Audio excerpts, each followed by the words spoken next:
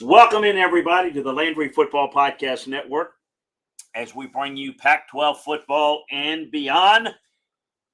What an interesting weekend this was. Oregon State turning the ball over 4 times, squandering any chance they had of upsetting number 12 Utah. We didn't think it was much of a chance, but they turning the football over very un-Jonathan Smith-like team this year. They turned the football over against USC and again, eliminating any chances to win this week. And they had a chance against USC, but turnovers costly. The biggest eye-opener for the week was UCLA. Watch out for them. I hate saying that because the minute you think you know something about somebody, they have one of these games. I'm going to tell you, folks, it's not a 12-week football season in college football. It's 12 one-week seasons. The Bruins just beat up on Washington 40-32. It wasn't as close as the score on Friday night.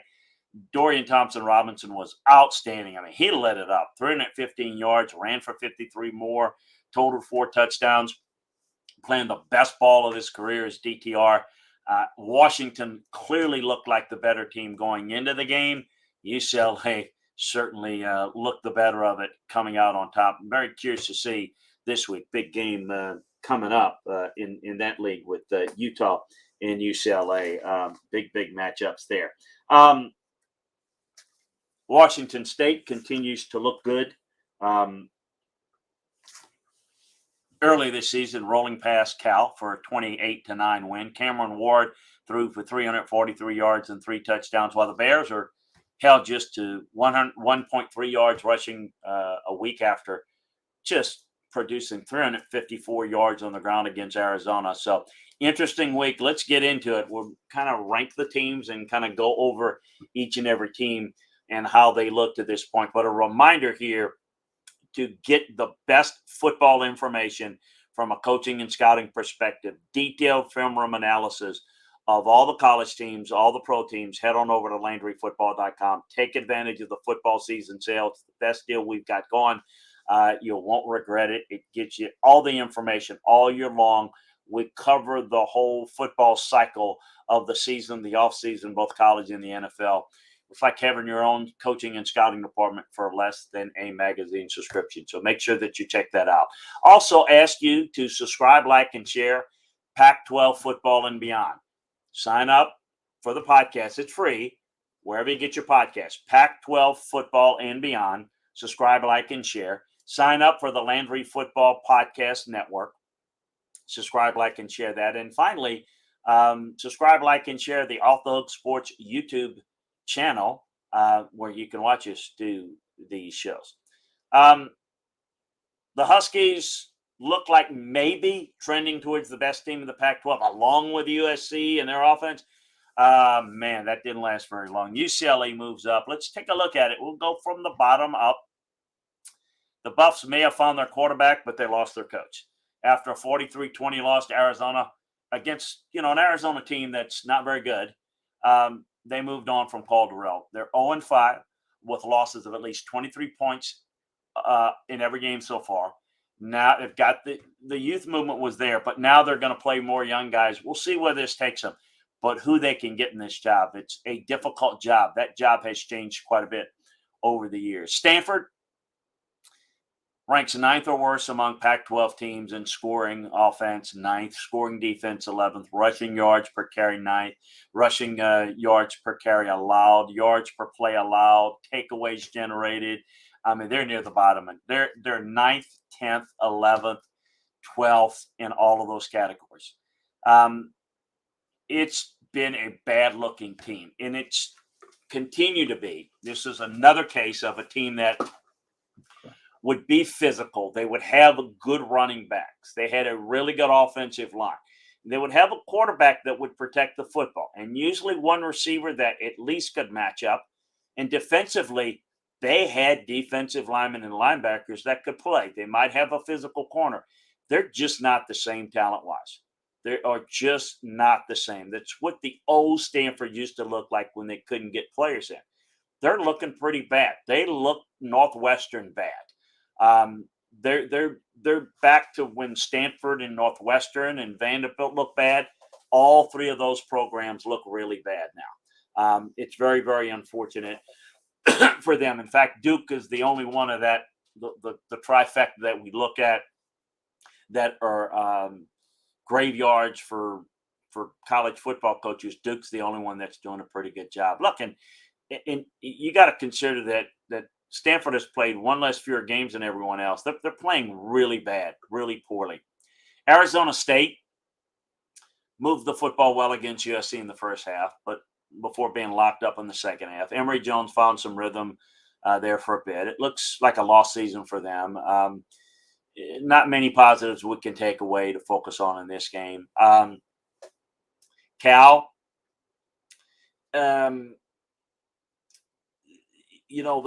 if you look at it, they had a chance to take a step this past week against Washington State. I didn't think they were going to beat Washington State. They could have started the season 4-1 for just the second time in the last 7 years, but it came out very flat. They punted on 7 of the first 8 possessions. This Washington State defense is better than people might know. You think, Mike Leach, and they play much better defense.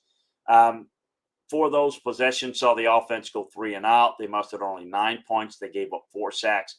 They were beaten at the line of scrimmage. They were beaten up physically.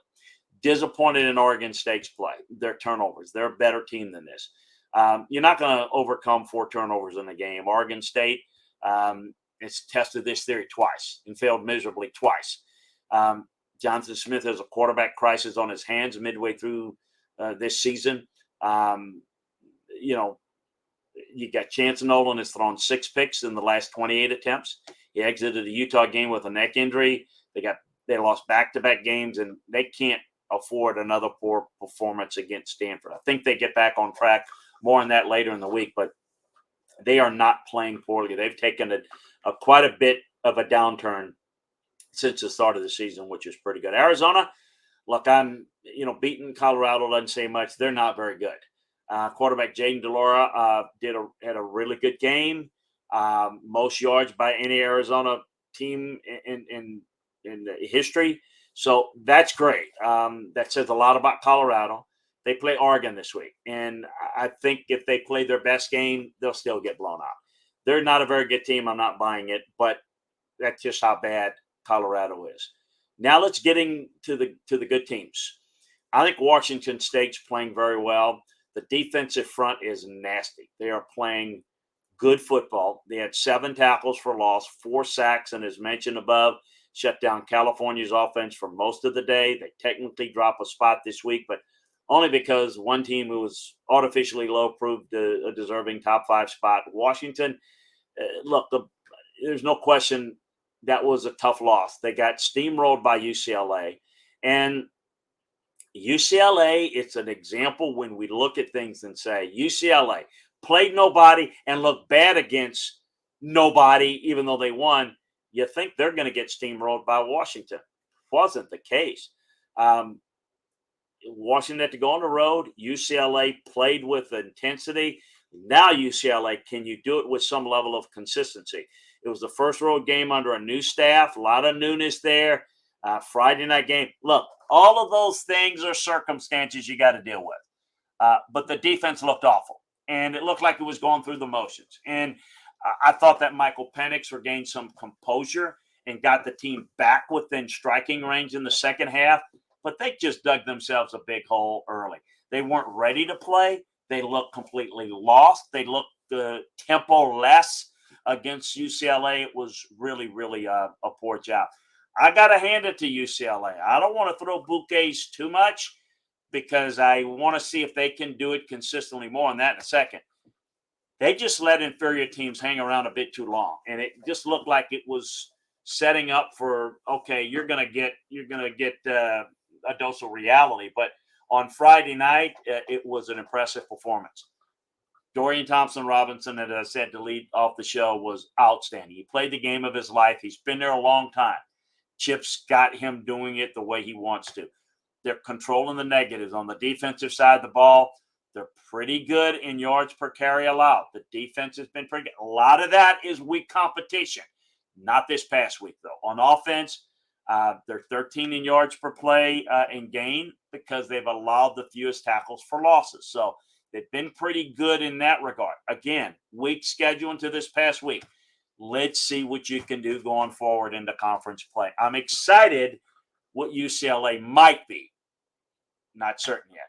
Utah, I know what they are. They've won 4 straight by 21 points or more. They're going to still kick themselves for the Florida game, a game they probably should have won. In the offseason, the defense said it thought it could be better than the one Utah put on a year ago. It looks like a really good team, given the losses of Mika Tafuna and Devin Lloyd. But I'm going to tell you, even losing those guys to the NFL, this is really good-looking defense. And, boy, as this team every year, you study Utah, I do, they get better as the year goes along. It is the best coached team within this league year in and year out. No questions about it. Oregon is back to playing good ball. Penalty concerns is the biggest problem I have. They're red hot, though. They just beat Stanford. The offense can hurt you in a number of ways. You see this coaching staff starting to come together a little bit. It's got one of the more efficient running games in college football. Bo Nix has been very good since the Georgia game for the most part. Bucky Irving is one of the better running backs in the conference. The offensive line is really good, probably the best in the league right now. They've got impressive wins at home with BYU and on the road against Washington State. They're getting better every week. So let's see. We'll see where they go from here. USC, obviously, it clamped down in the second half against Arizona State. You've got some weak teams in the bottom of this league. There's no question. You got some gimme wins. So it's as tough as this league and competitive as the league can be playing an extra game. You gotta clean up on those games. The defense,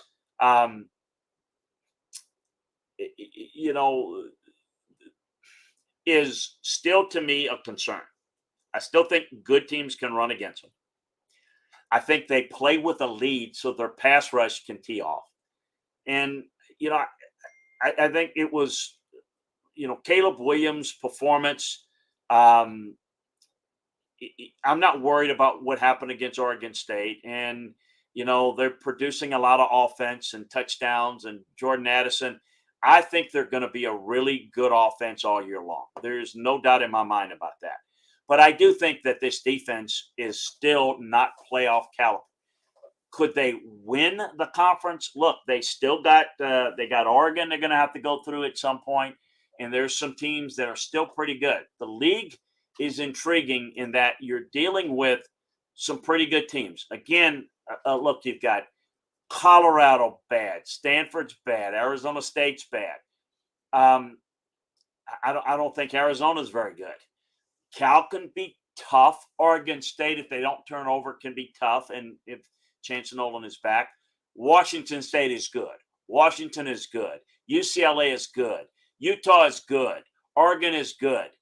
I mean, if you're USC and you look at their schedule, it's going to be a difficult challenge. As I said earlier, a more difficult challenge to get through that league than, say, Clemson. So they've got coming up Washington State, which is going to be really big, then go to Utah. Those are 2 games that are big-time challenges. At Arizona, Cal, Colorado are easy games. So they win those 3. Then you got UCLA at the end of the year. So I think the next 2 weeks are going to be pivotal. And then at UCLA at the end of the year, we'll see what the Bruins have at this point. So I think it is possible that UCLA runs the table, but then they'll get into the Pac-12 championship game perhaps and have to get through maybe an Oregon. It's going to be a difficult challenge with their defense being a little suspect, but they're really good and explosive on offense. Hey, you want more detailed film room breakdowns of all the Pac-12 teams, all the teams and all the other conferences? Head on over to LandryFootball.com. Take advantage of our football season sale and get the best football information as well as analysis from a coaching and scouting perspective over at LandryFootball.com. Also, we'd like to ask for you to subscribe to for free to Pac-12 Football and Beyond, wherever you get your podcasts. Subscribe, like, and share Pac-12 Football and Beyond. Also, sign up for the Landry Football Podcast Network. That'll get all of our football shows with all of our conferences, including all the NFL games. And we'd ask for you to sign up for Off the Hook Sports YouTube channel. Subscribe, like, and share that as well. Hey, we'll see you over at the website. We're going to break down all the games for this weekend coming up. So make sure that you check it out here on the later week edition of Pac-12 Football and Beyond. Have a great one, everybody. Talk soon.